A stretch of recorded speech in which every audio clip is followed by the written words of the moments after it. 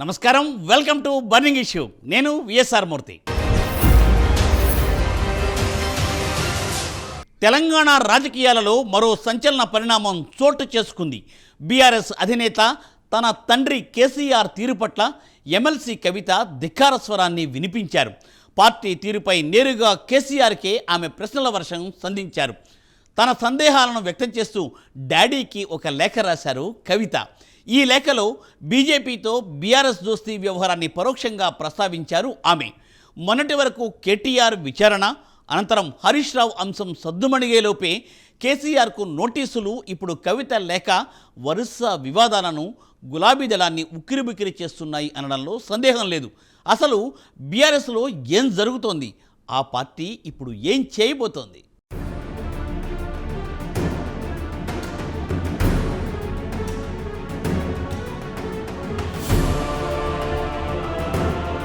పదేళ్ల అధికారం తర్వాత ప్రతిపక్షంలో కూర్చున్న భారత రాష్ట్ర సమితికి వరుస దెబ్బలు తగులుతున్నాయి. ఫిరాయింపులకు పాల్పడుతూ ఇప్పటికే పలువురు ఎమ్మెల్యేలు, ఎమ్మెల్సీలు కాంగ్రెస్ గూటికి చేరిపోయారు. త్వరలో లెజిస్లేటివ్ పార్టీని విలీనం చేసుకుంటామని కాంగ్రెస్ సవాల్ చేస్తోంది. పార్టీ అధినేత కేసీఆర్కు సైతం కాళేశ్వరం కమిషన్ నోటీసులు ఇచ్చింది. ఇప్పటికే ఎమ్మెల్సీ కవిత లిక్కర్ స్కామ్ కేసులో జైలు జీవితాన్ని గడిపి వచ్చారు. ఫార్ములా ఈ కేసులో కేటీఆర్ ఇప్పటికే పలుమార్లు విచారణకు హాజరయ్యారు. మరోవైపు హరీష్ రావు రాజకీయ నిర్ణయం గురించి ఊహాగానాలు వినిపిస్తున్నాయి. ఇప్పటికే రాష్ట్రంలో, కేంద్రంలో అధికారంలో ఉన్న రెండు పార్టీలకు బీఆర్ఎస్ ప్రత్యర్థిగా ఉంది. దీంతో రానున్న రోజుల్లో పార్టీకి మరింత గడ్డు పరిస్థితి ఎదురు కాబోతోందని బీఆర్ఎస్ వర్గాల్లో మాట్లాడుకుంటున్నారు. ప్రస్తుతం బీఆర్ఎస్ ప్రధాన ప్రతిపక్షంగా దూకుడుగా వెళుతోంది. మాజీ సీఎం కేసీఆర్ సైతం లైవ్లోకి వచ్చారు. కేటీఆర్, హరీష్ రావు, కవిత ఎవరికి వారు పార్టీ కార్యక్రమాల్లో అధికార పక్షంపై విరుచుకుపడ్డంలో ముందుంటున్నారు. ప్రభుత్వ నిర్ణయాల్లో తప్పిదాలను దొరకబుచ్చుకుని కౌంటర్లు ఇవ్వడం, ప్రజల్లోకి వెళ్లడం చేస్తున్నారు. ఇదంతా బాగానే ఉన్నా బీఆర్ఎస్లో కేసీఆర్ పొజిషన్ తర్వాత ఎవరు అనేది అఫీషియల్గా ప్రకటన రాకపోవడంతో ఆ పార్టీ క్యాడర్ గందరగోళానికి గురవుతోంది. కేటీఆరే భావి నాయకుడని సంకేతాలు వెలువడుతున్నా కవిత, హరీష్ రావు వర్గాలు యాక్సెప్ట్ చేయలేకపోతున్నాయనేది బహిరంగ రహస్యం.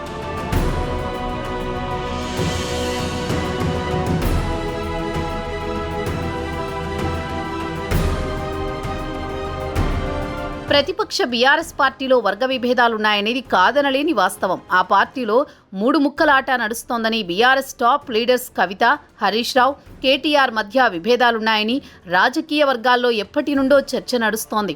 కవిత, హరీష్ రావు వేరే దారులు వెతుక్కోవడానికి సిద్ధమయ్యారని బీఆర్ఎస్ వర్గాల్లోనే చర్చించుకున్నారు. బీఆర్ఎస్ రజతోత్సవ సభ విషయంలో హరీష్ రావుకు ప్రాధాన్యత లభించలేదని ఆయనను పక్కన పెట్టారని చెప్పుకున్నారు. అయితే హరీష్ రావు మాత్రం ఎక్కడా పార్టీపై కానీ, కేసీఆర్ లేదా కేటీఆర్తో కానీ అసంతృప్తి వ్యక్తపరచలేదు. ఆయన ఎప్పుడూ పార్టీకి విధేయుడిగానే ఉన్నారు. హరీష్తో పాటు కవిత కూడా అసంతృప్తిగా ఉన్నారని కాంగ్రెస్ వర్గాలు ప్రచారం చేస్తున్నాయి. ఇక హరీష్ రావు కొత్త పార్టీ పెట్టబోతున్నారంటూ సోషల్ మీడియాలో ప్రచారం జరిగింది. అదే సమయంలో ఆయన పార్టీ మారతారని కూడా చెప్పుకున్నారు. ప్రచారం ఉధృతం కావడంతో హరీష్ మీడియా ముందుకు వచ్చి తనపై సోషల్ మీడియాలో జరుగుతోన్న ప్రచారాన్ని ఖండించుకున్నారు. పార్టీ మారతారని జరుగుతోన్న చిల్లర ప్రచారాన్ని బంద్ చేయాలన్న వార్నింగ్ ఇచ్చారు. తమ పార్టీలో ఎలాంటి పంచాయతీ లేదని క్లారిటీ ఇచ్చారు. My leader is KCR, what ever KCR says Harish Rao will follows అని పేర్కొన్నారు. కేసీఆర్ మాటే హరీష్ బాట అని బీఆర్ఎస్లో అంతర్గత విభేదాలు లేవన్నారు. కేటీఆర్కు నాయకత్వం అప్పగిస్తే స్వాగతిస్తానని ఒక కార్యకర్తగా పార్టీ నిర్ణయాన్ని, కేసీఆర్ నిర్ణయాన్ని ఎప్పుడూ శిరసావహిస్తానని స్పష్టం చేశారు. కేసీఆర్ మా అధ్యక్షుడు, ఆయన చెప్పింది నేను తూచా తప్పకుండా పాటిస్తానన్నారు. ప్రధాన ప్రతిపక్ష పార్టీగా నేతలంతా సమిష్టిగా ఉండాల్సిన సమయంలో ఎవరికి వారుగా మీడియా ముందుకొచ్చి పార్టీపై క్లారిటీ ఇచ్చుకోవాల్సిన పరిస్థితి ఏర్పడింది.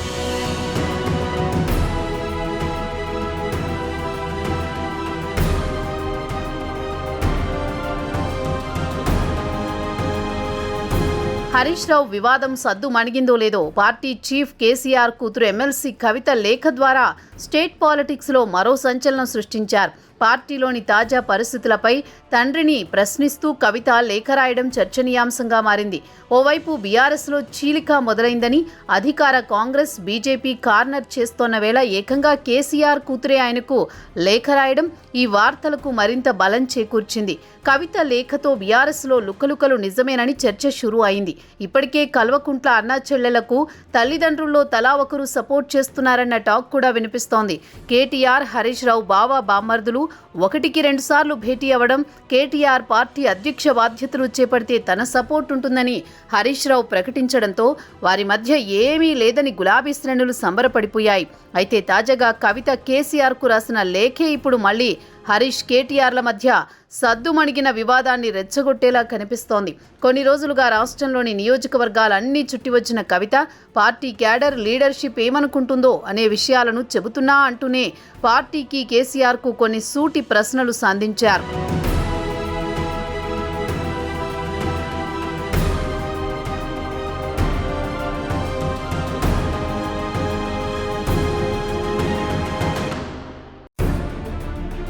బీఆర్ఎస్ ఆవిర్భావ సభ తర్వాత కేసీఆర్కు కవిత లేఖ రాశారు. సభ నిర్వహించిన తీరుపై తన అభిప్రాయాన్ని లేఖలో కుండబద్దలు కొట్టారు.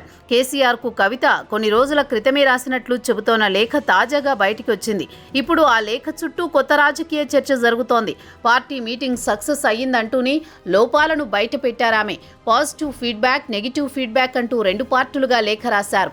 తెలంగాణ అంటే బీఆర్ఎస్, బీఆర్ఎస్ అంటే కేసీఆర్ అని మీరు బలంగా చెబుతారని చాలా మంది అనుకున్నారని కవిత తండ్రికి రాసిన లేఖలో పేర్కొన్నారు. మహిళా సమానతలో 10 ఏళ్లలో అనుకున్నంత ముందుకు వెళ్లలేకపోయామన్న కవిత డైలాగ్తో గులాబీ దళం ఇరకాటంలో పడింది. పార్టీ ప్రత్యర్థులు కూడా కేసీఆర్పై ఎప్పటినుంచో ఇవే విమర్శలు చేస్తున్నారు. తెలంగాణ తల్లి విగ్రహం మార్పు, తెలంగాణ గీతంపై మాట్లాడతారని అనుకున్నట్టు కవిత రాసుకొచ్చారు. కేసీఆర్ స్పీచ్ బాగుంటుందంటూనే ఇంకొంచెం పంచ్ను క్యాడర్ ఎక్స్పెక్ట్ చేసిందని కవిత తెలిపారు. ఉర్దూలో మాట్లాడకపోవడం, వక్ఫ్ బిల్లు మీద మాట్లాడకపోవడం నెగిటివ్ అయిందన్నారు. బీసీలకు 42% రిజర్వేషన్ల అంశాన్ని విస్మరించడం, ఎస్సీ వర్గీకరణపై మాట్లాడకపోవడము నెగిటివ్ అని లేఖలో ప్రస్తావించారు కవిత. ఇంత పెద్ద మీటింగ్కు పాత ఇన్ఛార్జీలను ఇవ్వడంపై కొన్ని నియోజకవర్గాల్లో నెగిటివ్ ఫీడ్బ్యాక్ వచ్చిందని, లోకల్ బాడీ ఎన్నికల్లో ఈ ఇన్ఛార్జీలే బీఫామ్స్ ఇస్తారని ప్రచారం చేసుకుంటున్నారన్నారు. ఎంపీటీసీ, జెడ్పీటీసీ, ఎంపీపీలుగా ఉండాలనుకునే వాళ్లు రాష్ట్ర నాయకత్వమే బీఫామ్ ఇవ్వాలని కోరుతున్నారని కవిత తన లెటర్లో రాశారు. భవిష్యత్తులో బీజేపీతో పొత్తు పెట్టుకుంటారన్న ప్రచారాన్ని చాలామంది మొదలుపెట్టారన్న విషయాన్ని కేసీఆర్ దృష్టికి తీసుకువెళ్లారు. ఇంకొంచెం బీజేపీని టార్గెట్ చేయాల్సిందేమో డాడీ అంటూ ఢిల్లీ లిక్కర్ స్కామ్లో నిందితురాలిగా ఉన్న కవిత పేర్కొనడం చర్చనీయాంశమవుతోంది. ఎమ్మెల్సీ ఎన్నికల్లో పోటీ చేయకుండా బీజేపీకి హెల్ప్ చేశామన్న మెసేజ్ను కాంగ్రెస్ జనంలోకి బలంగా తీసుకువెళ్లిందని కవిత ఎత్తి చూపారు. అన్నీ చెప్పాక పెద్ద లేఖ రాసినందుకు క్షమించాలని ప్రత్యేకంగా కవిత కోరుతూ అందరికీ అందుబాటులో ఉండాలని కేసీఆర్ని కవిత కోరడం కేసీఆర్నే విమర్శించినట్లయింది. ఎందుకంటే కేసీఆర్ క్యాడర్ లీడర్లకు అందుబాటులో ఉండరన్న విషయాన్ని కవిత ఇండైరెక్ట్గా చెప్పేశారు.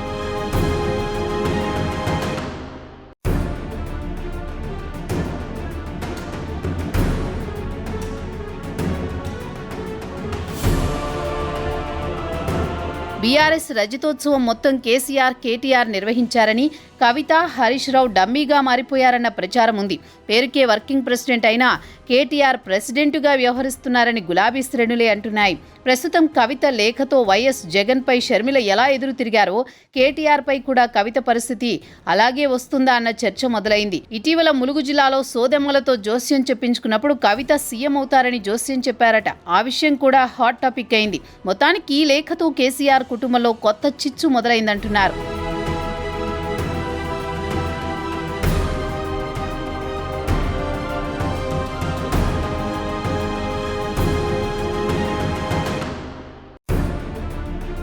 కేసీఆర్ ఓటమి పాలైనప్పటికీ ఎక్కడికి వెళ్లినా క్యాడర్ సీఎం అంటూ హోరెత్తిస్తారు. ఇక కేటీఆర్ ఏ పార్టీ కార్యక్రమానికి వెళ్లినా సీఎం అంటూ నినదిస్తున్నారు.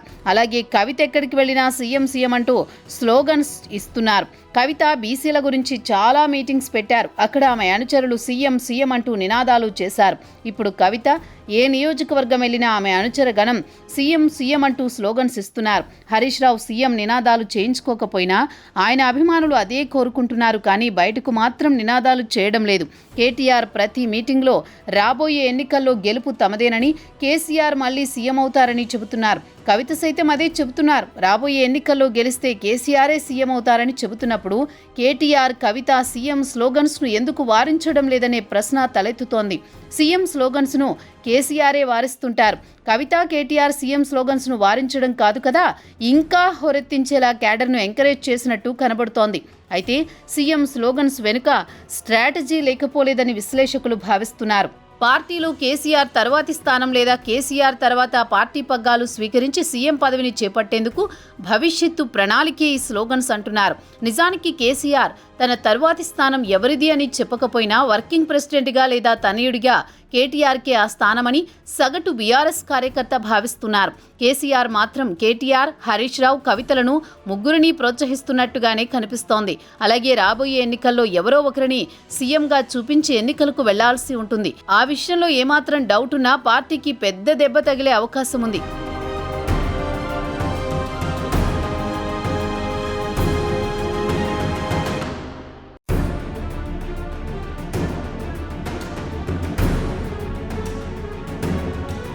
ఇదిలా ఉంటే తన తండ్రికి కవిత రాసిన లేఖ, అందులో ఆమె పేర్కొన్న కొన్ని అంశాలు అధికార కాంగ్రెస్ పార్టీకి బ్రహ్మాస్త్రంగా మారాయి. బీజేపీ, బీఆర్ఎస్ ఒక్కటేనని, ఆ పార్టీల మధ్య చీకటి ఒప్పందం ఉందని మేం చెప్పిన దానికి కవిత లేఖే నిదర్శనమని కాంగ్రెస్ దాడి మొదలుపెట్టింది.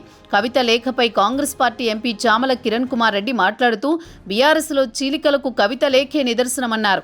బీఆర్ఎస్ పార్టీ పగ్గాలు కేటీఆర్కు అప్పగిస్తారని కవిత, హరీష్ రావు ఆందోళనలో ఉన్నారన్నారు. ఆత్మగౌరవాన్ని దెబ్బతీసినట్లు కవిత లేఖ రాశారు. కవిత లేఖకు కేటీఆర్ సమాధానం చెప్పాలని డిమాండ్ చేశారు. కవిత లేఖతో బీఆర్ఎస్ పార్టీలో జరుగుతున్న వాస్తవాలు బయటకొస్తున్నాయన్నారు. ప్రభుత్వ విప్ ఆది శ్రీనివాస్ మాట్లాడుతూ బీఆర్ఎస్ పార్టీలో ముసలం తారాస్థాయికి చేరిందని, కవిత రాసిన లేఖతో ఆ పార్టీ లుకలుకలు బయటపడ్డాయన్నారు. బీజేపీతో బీఆర్ఎస్ కలిసి పనిచేస్తోందని కాంగ్రెస్ చెప్పిన మాటలను కవిత సమర్థించారని పేర్కొన్నారు. బీజేపీతో పొత్తు కోసం కేసీఆర్ సిద్ధమవుతున్నారని లేఖ ద్వారా కవిత చెప్పకనే చెప్పేశారన్నారు. బీఆర్ఎస్ పని అయిపోయిందని ప్రభుత్వ విప్ ఆది శ్రీనివాస్ సంచలన వ్యాఖ్యలు చేశారు.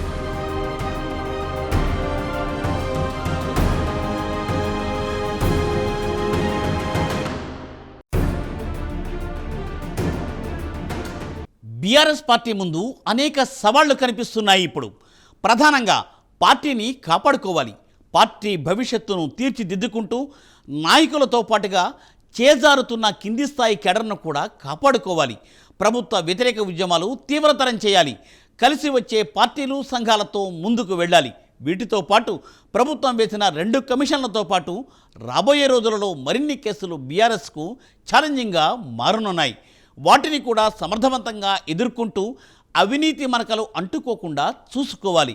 ఇలాంటి పరిస్థితులలో అధినాయకత్వం కోసం పోటీ పడితే ఏ పార్టీలో అయితే బాధ్యతల కోసం పోటీ పడుతున్నారో అసలు ఆ పార్టీ ఉనికే ప్రశ్నార్థకం అవుతుందని బీఆర్ఎస్లోని 4 అగ్రనేతలు గుర్తుంచుకోవాలి.